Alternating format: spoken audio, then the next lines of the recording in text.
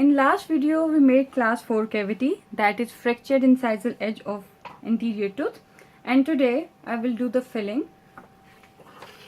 Like yesterday, last time we made this for class 4 cavity. Today I will show you how we have to place the lining, that is calcium hydroxide lining, and how we have to build it. For the lining we will use the calcium hydroxide, that is this one, the base and the catalyst. We need and this is the applicator. You can see its appreciated tip. It is very round, it is very small in size. What we have to do is that mix very small amount of base and the catalyst on the mixing pad. Take small amount of base and the catalyst on a mixing pad and mix it well. After that we will place it on with the help of calcium hydroxide applicator. We will place it here. You don't have to place it on the margin, it should be slightly away.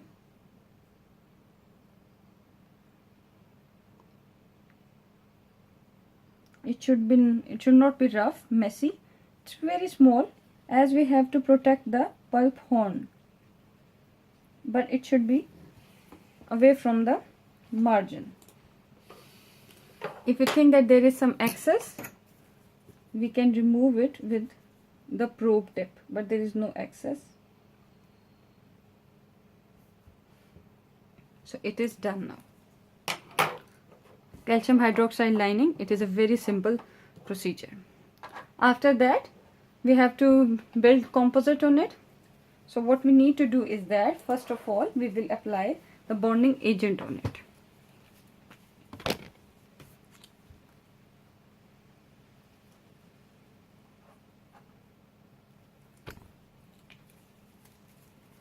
Either you can use an applicator, or if you don't have an applicator, take any paint brush and apply it all over where you have to.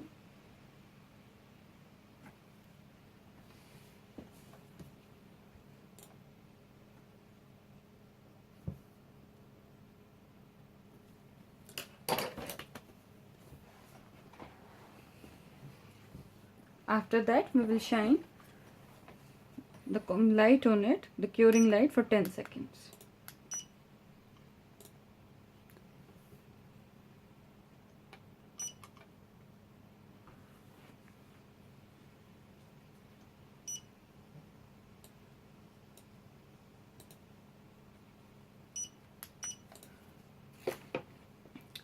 Now for filling, what are the requirements?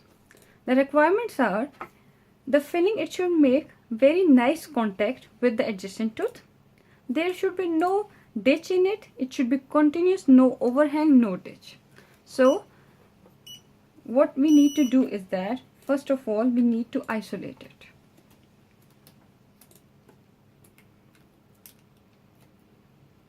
I will isolate it in this way, and now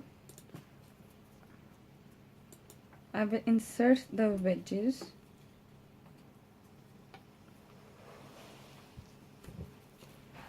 of plastic instrument. We have to build the incisal edge in increments.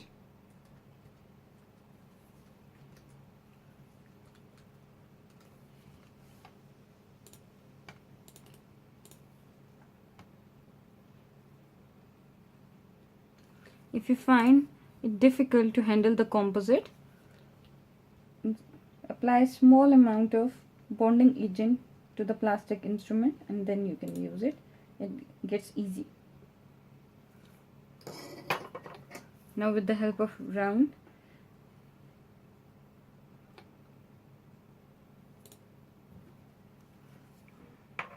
I made the first increment.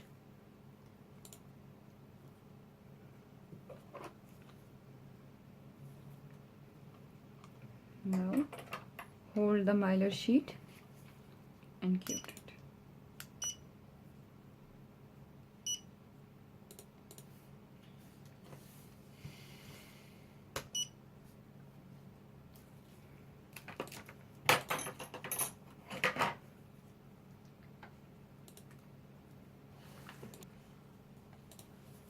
Now I will put the second increment.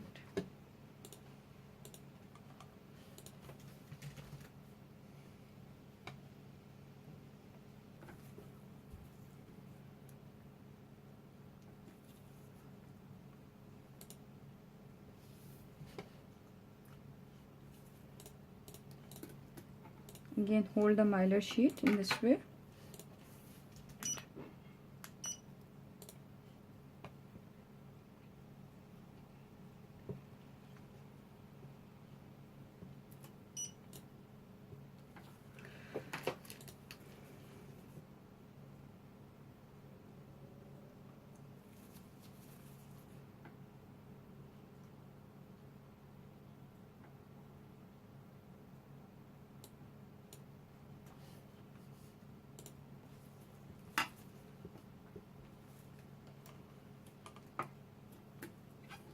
Now we will cure it again.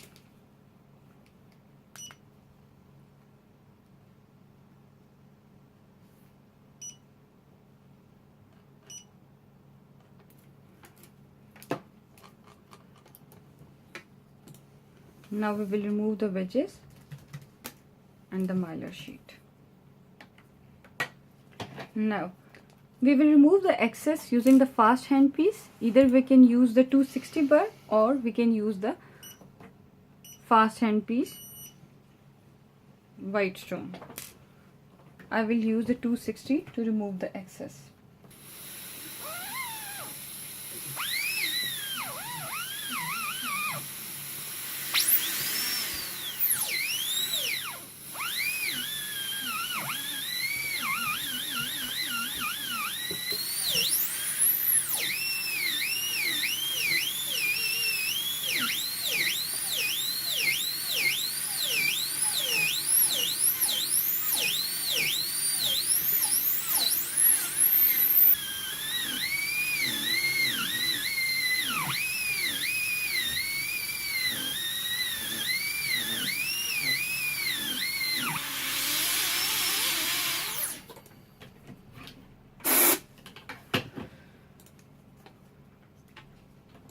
I will use the rugby burr or the white stone for the palatal surface.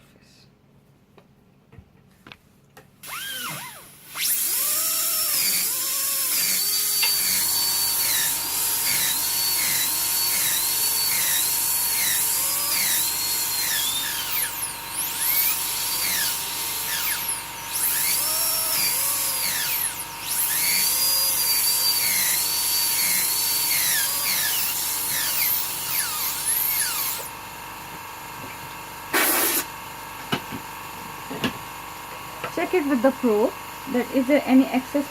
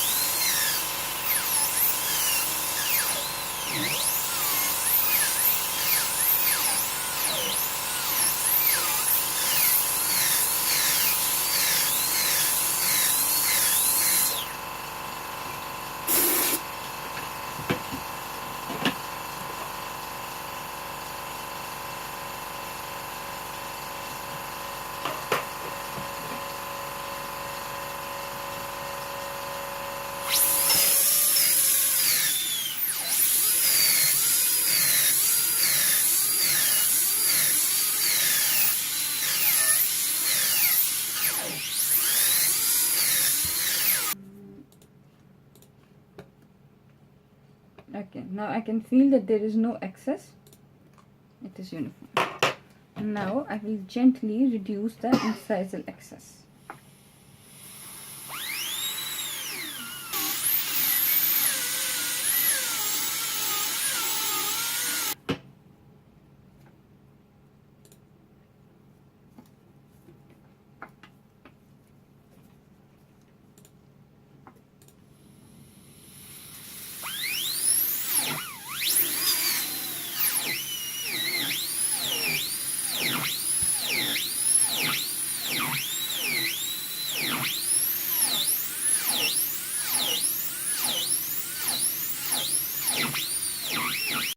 After reducing it with the fast hand piece, any excess, now I will smooth it with slow hand piece using white stone.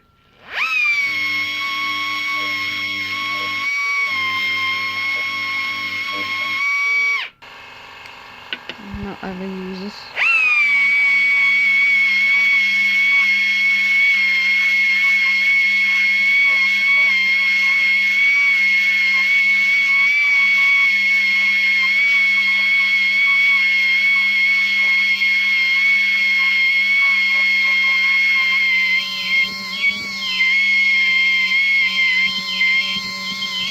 In palatal surface, I use a slow hand piece round bar. Now we will polish the composite with the polishing disc. The composite discs, they come in 4 colors. The darker color, it has the coarse particles, and it will do it some excessive removal of the tooth structure. As we move towards the lighter shade, they get very fine and they polish it. There is no excess, so I will not use the coarse ones. I will do the light ones, the fine ones.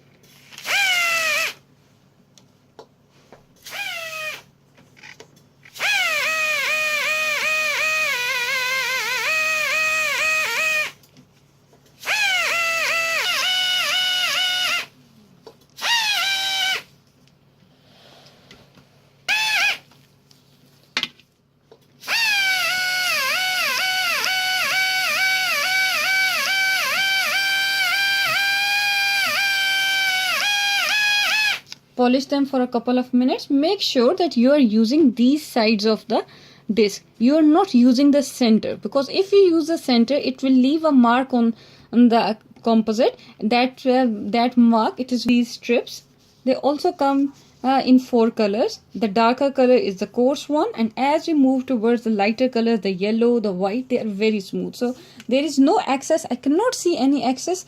I only need to smooth them, so I will use the white one only so that the interproximal area it becomes smooth.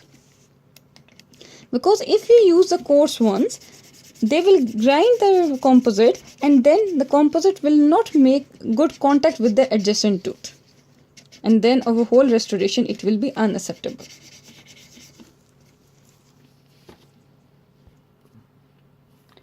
Now we are done with it.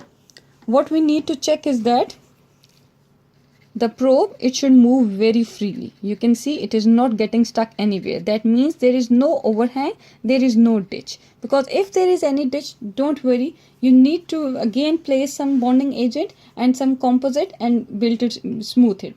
For composite, if you do any mistake, the good thing is you can correct it. So it's for the palatal, you have to check that there should be no overhang. No overhang, no ditch.